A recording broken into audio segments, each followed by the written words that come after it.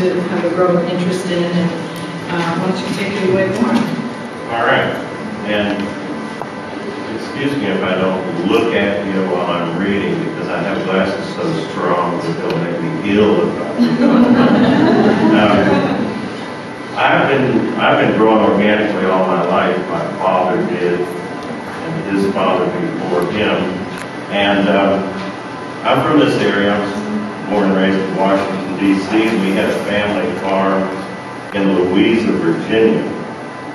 And we were there every weekend and every holiday. And as I grew up, you know, the food we ate there was fit for kings, out of the garden an hour before it was growing on the vine. And my father was a gardener, and he gardened all his life. And I guess that's what got me started doing it. Since 1968, when I was 28 years old. I went to California when I was 21, and I lived in the San Fernando Valley, and I began growing there commercially and organically. They actually had an organic foods program at grocery stores in Southern California in 1968. And then when I came back here, we started Rebecca's Organic Garden, named after my daughter. And we've been at the same location for 30 years in the Columbia area. And we were the first certified organic grower in Howard County, although I've grown organically all my life. It's sort of along with local food. I mean, organic food to me, it's a state of mind. I've always said that, you know, I came from a family that had the sense not to dump poison on their food before they ate it, but, you know, to each his own. You know, the kind of food you eat, you can get the kind of food you want if you deal locally with local people. You know who the growers are. I've stressed that all my life. There's nobody in a grocery store generally can tell you, in a large box grocery store, can tell you, they might tell you it came from Guatemala, but they certainly can't tell you the history of it. And local growers can. I met Craig through, as a small organic grower, you have to find niche items. I can't compete with giant food growing broccoli, but I can grow a lot of things that large nationwide retailers can't grow. I mean, specifically with food, there are so many things that are too fragile to grow and be shipped. I mean, you could just name lots of them, but spinach and asparagus, by the time it gets from California to here, it's about worthless. So anybody growing, people buying food should patronize local growers, and anybody growing food is going to have the best food that's possibly available to you. I wrote a garden column for the Howard County Times for a number of years, and I used to ramble, just like a full page in the Howard County Times. It's called Farm Life Once Upon a Time, and talk about growing the kind of food that was grown in the country. Every farmer had a garden. Everybody ate like a king. I used that for all the years I wrote the garden column. I used that sentence often. You know, we'll grow in the springtime, we'll grow our organic garden, and we'll eat like kings. And I met Craig through some niche items. I believe the first business we did together was either with figs or honey, and I'm a fig expert.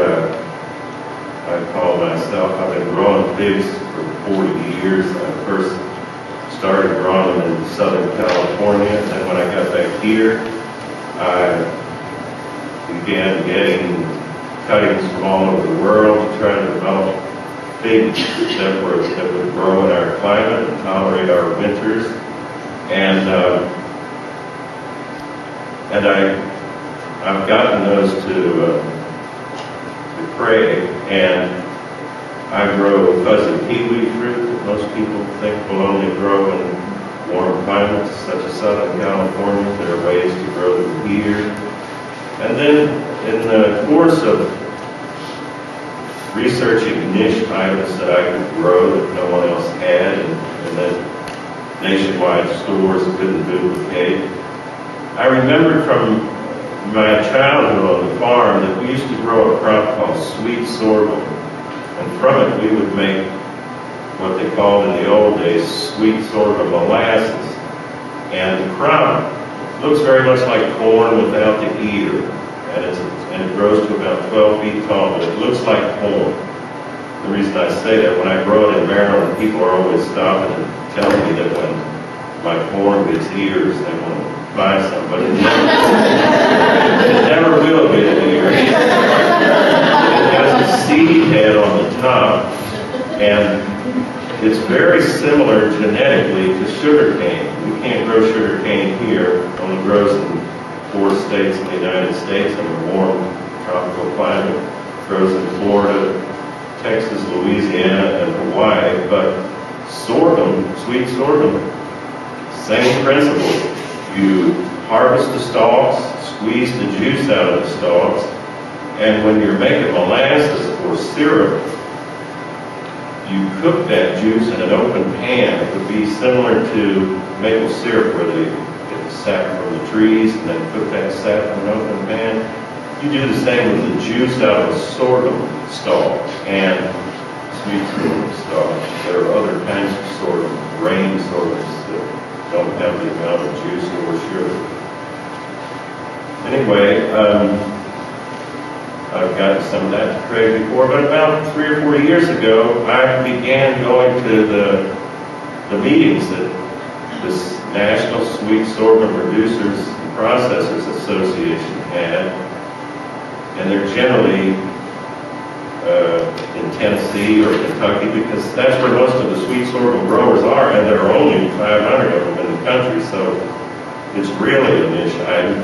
But they had a little exploratory conference about creating ethanol from sweet sorghum and from the juice of sweet sorghum. And as I got involved in it, I found it to be about the simplest way and the most economical way that one can create ethanol. Ethanol being a renewable fuel to grow the crop. In this case, you squeeze the juice out of the stalk, you put distiller's yeast with it and ferment it in 60 hours. It can be distilled, the water separated from the alcohol. And this is what they do in Brazil. 99% of their ethanol comes from sugar cane, just processed in the same way that sweet sorghum is processed. When in this country, 99% of our ethanol is made from corn, and corn involves another process. It's a starch, and it has to be changed to sugar. So you have to do a steam process, cook it to get it to simple sugars, where it can be fermented and distilled into alcohol or ethanol. Ethanol is just alcohol from plants. And so I was,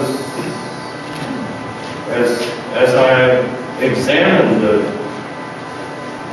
why no one was doing this or why it's not being done, I also discovered that this can be done small scale, on farm, and a great asset for farmers, another crop for farmers to grow, besides feed and food. They can also now grow fuel, and it lends itself very well to on-farm production, and it doesn't lend itself well to giant mega biofuels plants that people are trying to install all over the country that produce 100 to 200 million gallons of ethanol a year. They're like giant monster plants, energy sucking, smoke belching, that cannot be sustained. When I was in Orlando at our last conference on January the 25th, 11 of those 100 million gallon plants in the Midwest were going up on the auction block that day.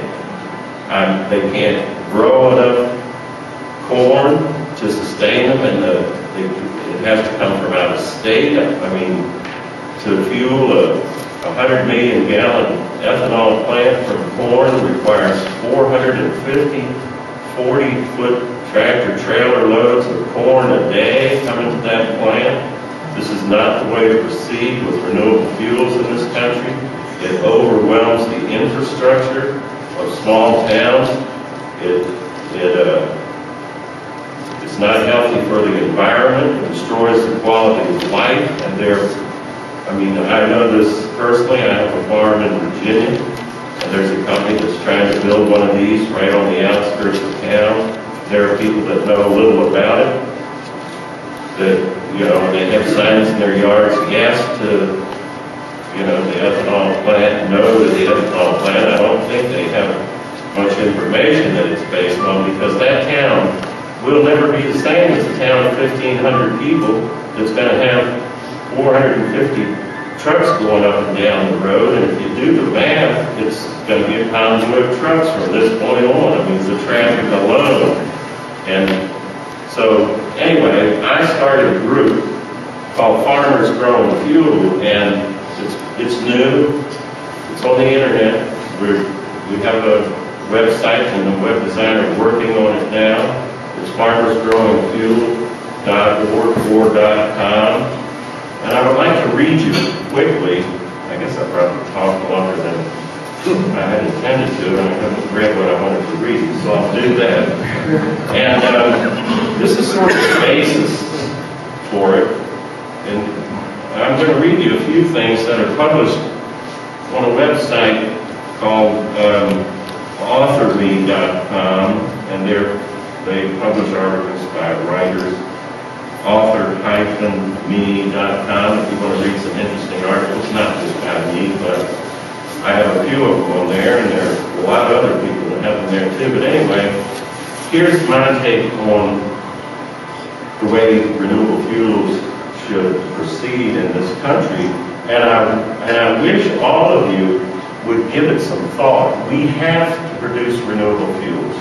We've almost ruined the planet burning fossil fuels.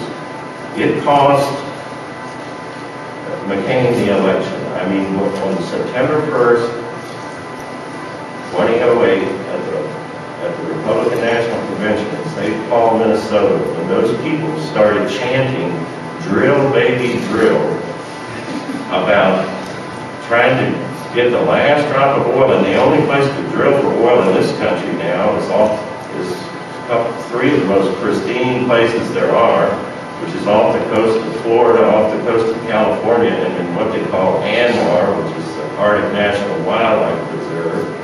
And we can't afford to burn fossil fuels anymore. I mean, don't take my word for it. All intelligent scientific information tells us that the amount of CO2 released into the atmosphere from the burning of fossil fuels is going to destroy the planet and all its inhabitants. That's all of us in this room included.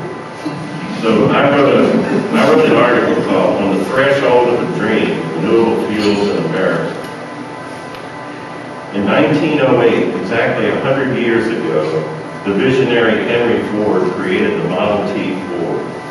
Its engine was fueled by ethanol, the perfect fuel, as Henry called it. Clean burning, efficient, inexpensive, and produced from crops grown by American farmers, so that farms in rural communities throughout the nation could forever be self-sustaining and viable. Now, not only would farmers produce food for people and feed for livestock, they would also produce inexpensive transportation fuel to fuel the great number of automobiles that Ford assembly lines were poised to produce. At the same point in time, another American visionary, George Washington Carver, in noting America's blessing of an abundance of natural mineral, gas, oil, and coal deposits, also noted that these natural deposits need never be frivolously or unnecessarily utilized, and that they should be allowed to remain in their natural state as emergency reserves. Mr. Carter's focus was on rural development, and specifically rural development in the Deep South, and his position was that American farmers could forever grow crops to produce all the transportation fuel necessary to fuel America's vehicles, while helping to sustain their communities and to guarantee their own livelihoods. A fast forward of 100 years brings us to today, October 24th, 2008, where we are poised on the threshold of that dream first envisioned in 1908, to produce and utilize renewable fuels for personal transportation and in our transportation industry in the United States, and now in doing so to accomplish the following. Number one, to revitalize our rural communities where jobs have been lost to other countries. Two, to provide inexpensive transportation fuel and a return to stable prices as opposed to fluctuating and escalating costs for fuels derived from imported oil over which we have no control. Three, to halt the greatest transfer of wealth the world has ever known from our country, now dependent on imported oil, to those countries which have oil. Four, to sever our dependence on foreign oil and all its ramifications, and specifically oil imported from areas where terrorism originates. Five, last and above all, to arrest and hopefully reverse the climate change caused by a century of burning fossil fuels so as to maintain a habitable planet for ourselves and future generations. All intelligent scientific information points out that the continued burning of fossil fuels will result in the demise of our planet. And every intelligent voice on Earth is now demanding that a green revolution begin immediately. These are exciting times for the United States and the world. From this green revolution will arise more positive activity, more employment, more industry, more production, more invention, and more innovation than the world has ever known. And ultimately, with the green revolution that is about to begin, we will guarantee a habitable planet for ourselves and our children and grandchildren. What could be more important? And I think I better stop there.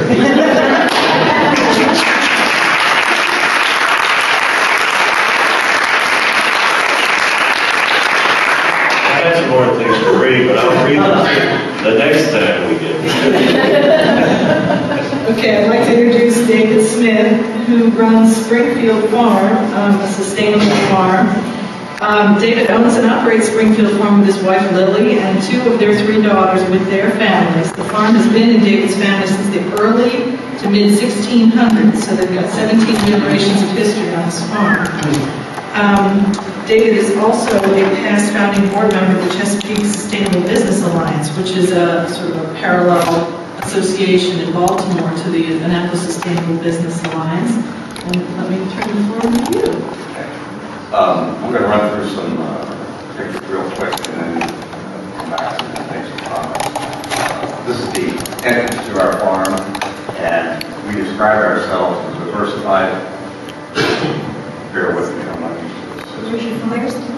It's in northern Baltimore County.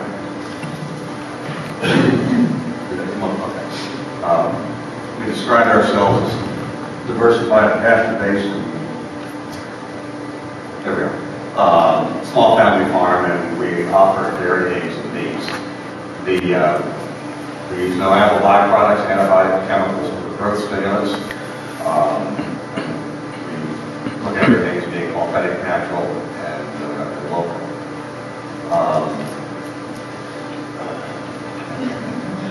I think I'll just let this thing play through on its own speed, and I'll talk I about have it. an idea about what it makes it occur to me. Do you want me to do that while you're talking? Yeah, we can. See if you can get it back. A couple of things I do better standing up too. Nice. A couple of data points I'll put out there for what it's worth. What you'll see in our operation and the way we operate is one end of the spectrum, I'll call it the right end, if you will. And I'll have a couple of pictures on so-called confinement feeding operations, which are the massive accumulations of large numbers of animals where they don't live in a natural environment. A farm like mine can't feed the world, but there is a middle ground between these CAFOs and a pasture-based or free-range environment. To give you a perspective, we don't pollute because we don't have high densities of livestock on our farms or any of the other farms that we work with. With the larger farms, and they're really not farms, they're I like to call them fecal protein factories. But to put it into perspective, the people of the United States create 5 tons of excrement a second. These fecal factories produce 125 tons of excrement a second, which equates to 4 billion tons a year. 1 billion tons of which goes back into our water system. And one report indicates that because of that, we actually consume a liter of excrement a year. That's diluted, so don't worry about it. That's a bunch of shit.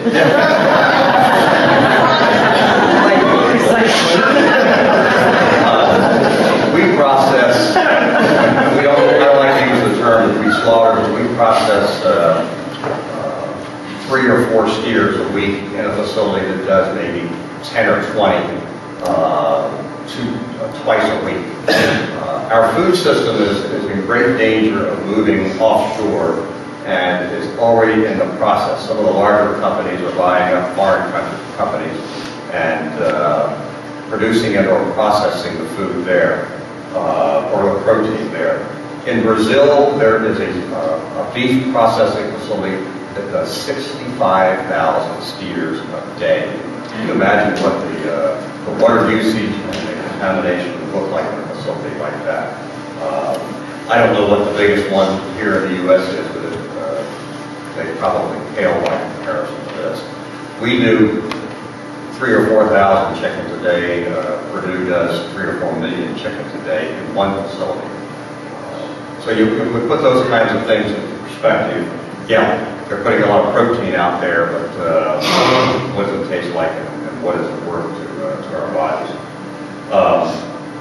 Small farmers, like myself, are an endangered species. I have had a military career and an industry career, and now I have an occupation in farming. And I started farming late in life. The average age of today's farmer is 59, and in the 2000 census, they found that 3,000 farmers left farming every year, but there were only 1,500 to replace them.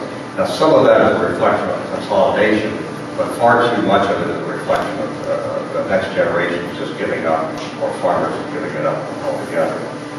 There are 3 generations living on my farm. 2 of our daughters and their families are living and operating on the farm, and they don't work off the farm. That's an important point as well, because far too many farms today can't sustain themselves neither agriculturally nor financially, and the residents have to work off the farm in order to maintain things. One of the reasons for our success, I think so. Why don't I change the slides for you? Okay. Okay, go ahead. We bring in baby birds. They're hatched for us in a facility in Pennsylvania. They're day old. They're hatched today. They're taken to the post office, and priority mail stamp is put on them. Very special boxes.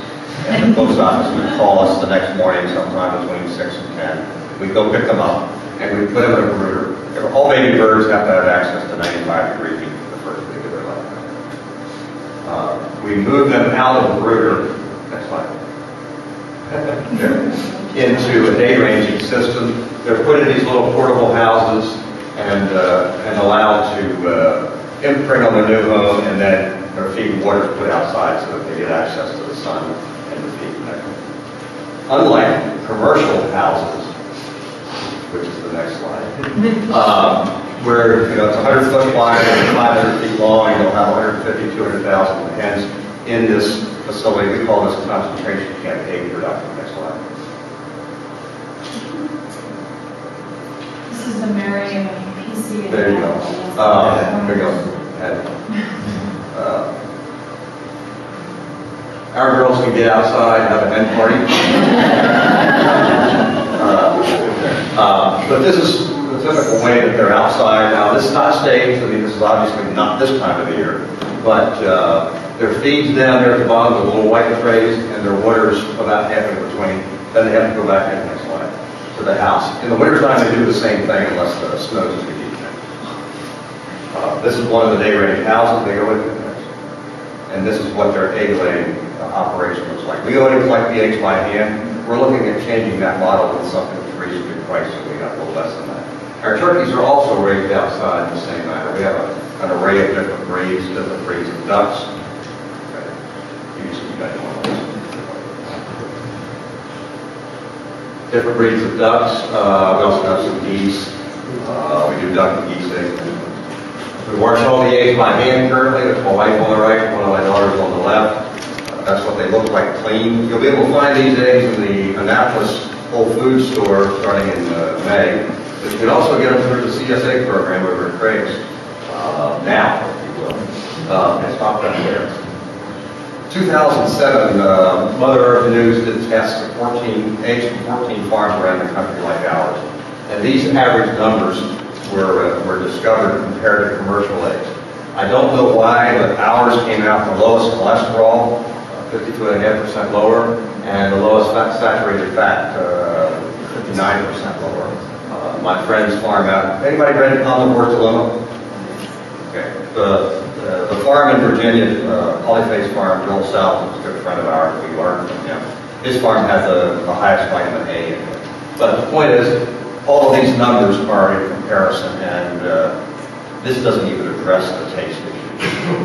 I tell a story frequently about the parents that come into our on-farm market, and we do have a farm market there, and say, you know, I ran out of your eggs this week, and I went to the grocery store and got eggs.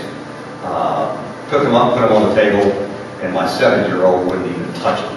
These aren't Farmer Dave's eggs, or like, I'm not eating these eggs. It's not one instance, it's a number of instances. Stacy related to it earlier this morning, that farm fresh eggs, true farm fresh eggs, are just world famous. Okay, this is a concentrated beef operation. For as far as you can see, they're confined. We do our calves that are fed outside and so-called New Zealand environment where they can nurse. The cows, when they birth, are producing milk again, so we need to get them working. This is our free-range operation. This is one of my granddaughters. She's done the goats. These are a cotton goat. We have the goats eat the grass in front of the chickens, so we don't have to cut it. We do forest pork. This is my grandson. And they like to get into the mud box when there's one or worse. We go the extra mile to rescue animals that mamas can't take care of.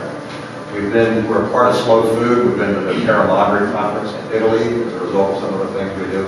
And that's our market. It's in the garage.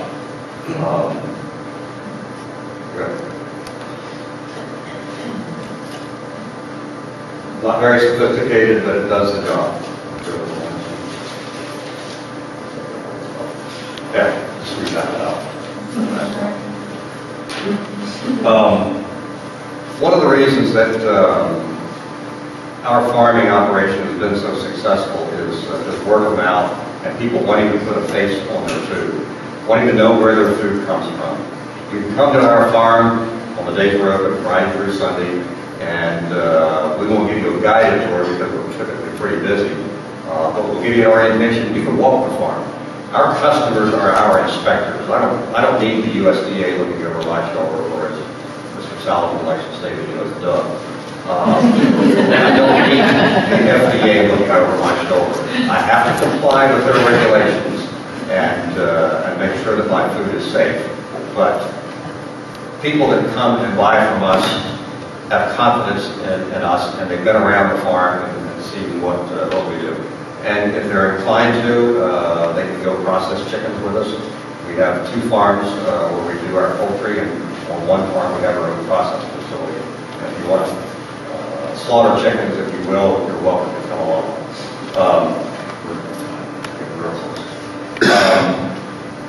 Slow Food is an international organization that is kind of designed to have people slow down and smell the roses or smell the coffee, if you will.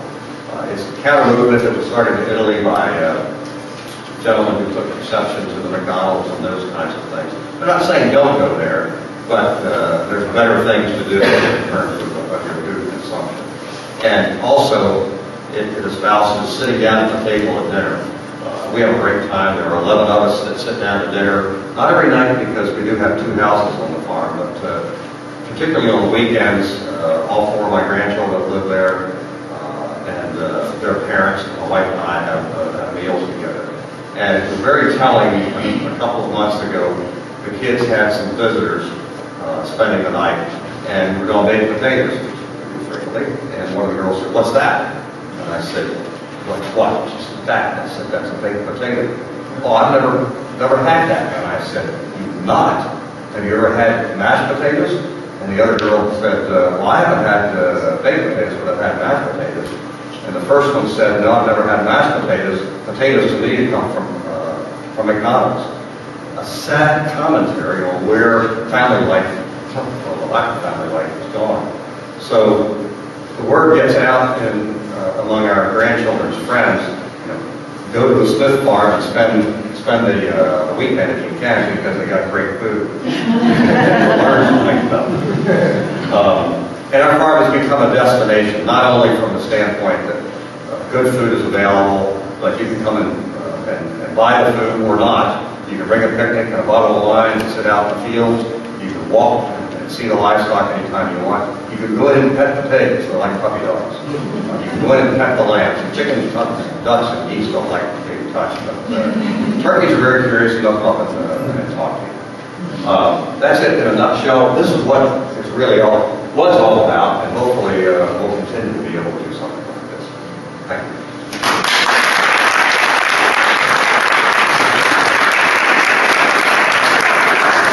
And now let's hear from Craig, who's going to help us to try to connect all this work and information we've already received and how it impacts the local economy. I don't know if I can add to this, but maybe you get an idea of why I like it. And believe me, I can keep you entertained with stories all day. I will say was David's wife Lily would have been with us today, but she's birthing turkeys today, literally birthing turkeys. Yeah. I was just going to mention, since Stacy talked about the big box window, I happen to be from Iowa, idiots out wandering around. And 8 miles outside of my hometown is now a huge hog farm. And if the wind blows the wrong way, 8 miles away, our whole town smells like it. And then 2 miles past that are 6 or 8 of the biggest, longest buildings. I forget how many football fields long each of these buildings are. In every egg west of the Mississippi, sold in the counties, are made with those big, huge buildings. All the way to Hawaii, west of the Mississippi is farm. And so the big box, instead of the Walmart, it's the same thing. My father, retired at 74 now, is now starting to help a friend farm because his kids didn't want to farm or couldn't afford to anymore. And so the big boxes have taken over and the family farm is really dying. I was born and raised in Indiana, and you knew when you were getting close to hog farm. You go to David's and you literally don't know. You step across an electric wire fence and these huge animals come running out of the woods, rubbing pigskin all over your leg. It's a remarkable place. I just want to touch on a couple of things to try to tie in what they do with potentially what we can do. As a corollary to the slow foods movement, there's also what's being called slow money movement these days. And that's making sure, or as much as you can, ensuring that your money and your investments stay as close to home as possible. And investing in local farms is a very good example of doing that. So, for instance, I made the choice 3 years ago that I would locally source as much food as I possibly could. Now, those of you in business understand the following business axiom, which is that the number of headaches you have in business is in direct correlation with the number of vendors that you have. So that the general theme being that I can indeed make one phone call and get virtually anything I want delivered to my back door by 7 o'clock next morning if I don't ask too many questions.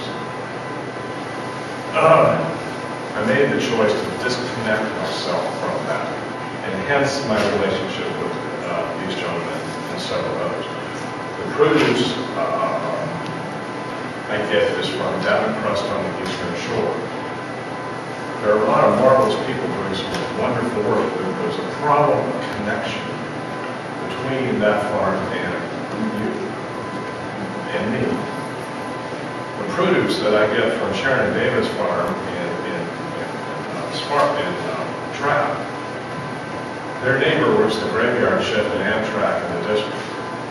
So he loads up my stuff, and on his way to work, he stops by my place at 2 o'clock in the morning. He has a key to the front door. He lets himself in, puts it in the walk-in, and that's how I get my produce. David comes by my place every week with the eggs and whatnot that we do. As I began doing more and more of the local sourcing, as Cisco didn't show up to my place any longer, a lot of people were in love with the food. And as was talked about, something as simple as a carrot tasted like a carrot. Well, where can I buy this? And the answer was, you can't. Unfortunately, you can't. Even going to Whole Foods, where you can buy organic, but it's not necessarily local. We sat down and we decided to try to deliver to the public. And through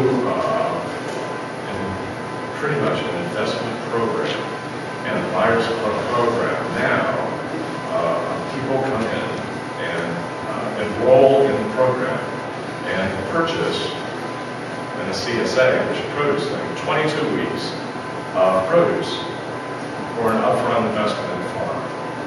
Now, this is not a new concept, and people have been doing it for years, but Sharon and David have one thing that they've never had before, which is security at the beginning of the growing season. So they've been able to put up additional tunnels, put additional acreage under cultivation, and in exchange, our customers share in the benefits from the farm. In addition to that, we do the buyer's club model with David's Farm and some others, and Lawrence, so that we can additionally support local things. Now, it's not easy necessarily to do that from anybody's point of view, because if you want to buy meat from Warren or from David through me, we sent out an email on Tuesday that needs to be back to us on Saturday for distribution the following weekend. Now, who thinks about what you're going to eat in 2 weeks? After we get into involvement with it, I think that we do it, and it includes milk, and it includes all sorts of things. So there's a distribution issue. I don't know if Heather is still here. But Heather, program from Senator Carter's office called just a few days ago. I started asking some very simple, interesting questions about things like local wholesale farmers markets. One of the obstacles from a lot of local restaurant point of views and why they don't deal more locally is because it's A, not convenient, and two, you really have to be a restaurant person to really do it. You get a 25-pound box of tomatoes in from XYZ produce company, it's going to give you so many usable slices of tomatoes, you know what to price your sandwich at, and you can plan a menu 6 to 8 months out. If you get a big box of tomatoes from Warren, which are absolutely gorgeous, but they're not all the same size.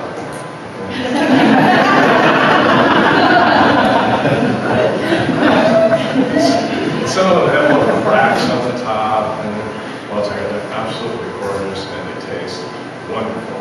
But the whole methodology of making it a business and food costing it is inhibited. So Senator Cardin's office is actually exploring the opportunities of creating wholesale farmers markets. It is a mission of many valley chapters, Philadelphia being one, of fostering wholesale farmers markets. It is on our agenda down the road, but my bigger point is local investment. You know, when I was listening to Warren's sweet sorghum, sounds like a good opportunity for local investment. It doesn't sound like a whole lot of cash involved in it as well for community involvement in this sort of experimentation. At any rate, that's pretty much all I'm going to say. Okay, we're going to take one more really quick break, and I really ask your indulgence to try to come back pretty quick. We're going to reset with the speakers on banking.